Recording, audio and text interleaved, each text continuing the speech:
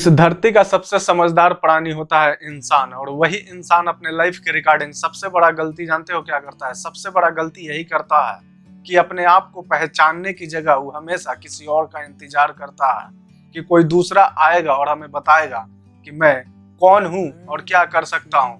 नमस्कार दोस्त, मैं Rupesh Sharma, motivational speaker and life coach. आज इस चीज के बारे में समझने वाला है दोस्त। स्पेशली आज स्टोरी क्लियर करूंगा, क्योंकि ये स्टोरी से आप बहुत कुछ सीख सकते हो, बहुत कुछ समझ सकते हो।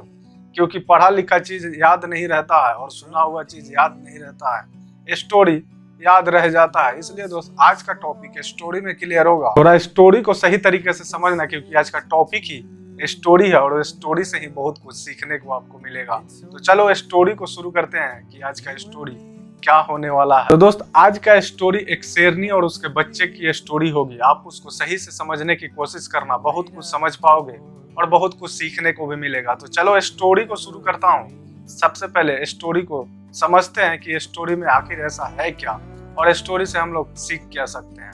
तो चलो स्टोरी को शुरू करते हैं। एक शेरनी थी, वो प्रेग्नेंट थी, उसका डिलीवरी का टाइम नजदीक था। फिर भी एक दिन वो बाहर निकली शिकार पे, शिकार करने के लिए बाहर निकली। शिकार के लिए जब बाहर निकली तो कुछ दूर जाने के बाद, घूमने के बाद उसको एक भेड़ का झुंड दिखा।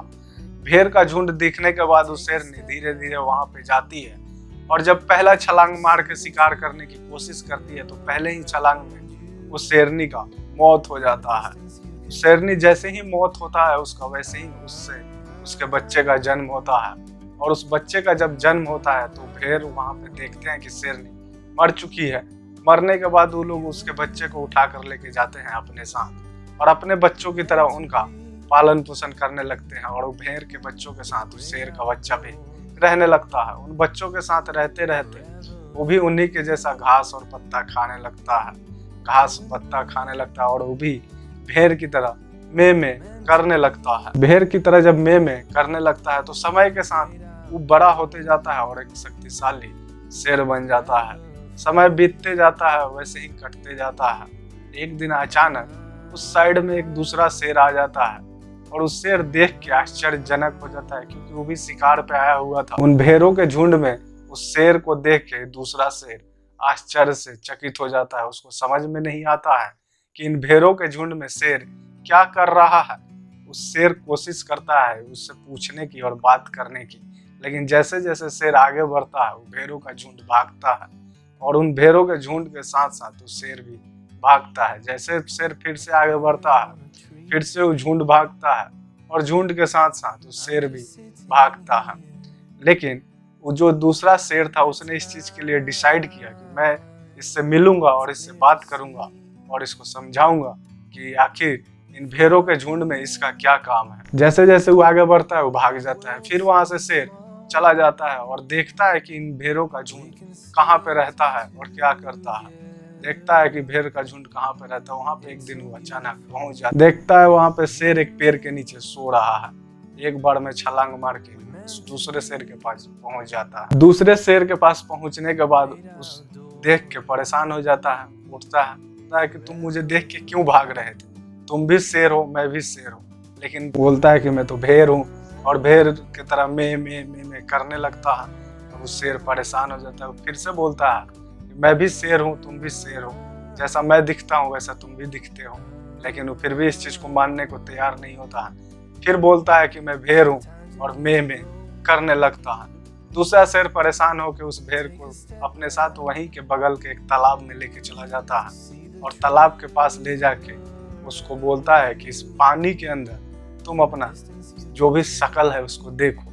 शकल देखता है, बोलता है कि मेरा भी शकल तुम देखो, हम दोनों का शकल एक जैसे है, तो तुम भेड़ कैसे हुए?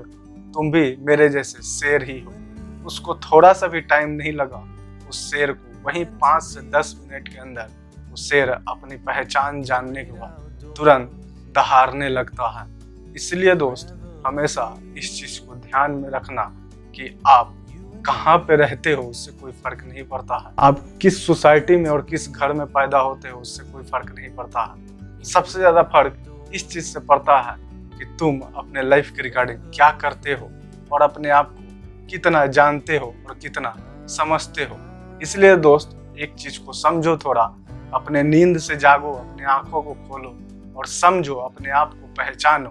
हम लोग हमेशा दूसरे का इंतजार करते हैं, लेकिन अपना पहचान अपने से ज्यादा और कोई नहीं कर सकता है। इसलिए दोस्त, अपने आप को सबसे ज्यादा पहचानो और अपने आप को पहचानने की कोशिश करो कि तुम कौन हो और तुम क्या कर सकते हो। क्योंकि दोस्त, अगर एक बार अपने आप को जब पहचान लो, फिर इस दुनिया में कोई दूसरे तीसरे व्यक्ति की जरूरत नहीं पड़ती। और उसके बाद तुमको कोई भी फर्क नहीं पड़ेगा कि तुम कहाँ पैदा हुए, किस सोसाइटी में पैदा हुए, किस घर में पैदा हुए, उससे कोई भी फर्क नहीं पड़ेगा।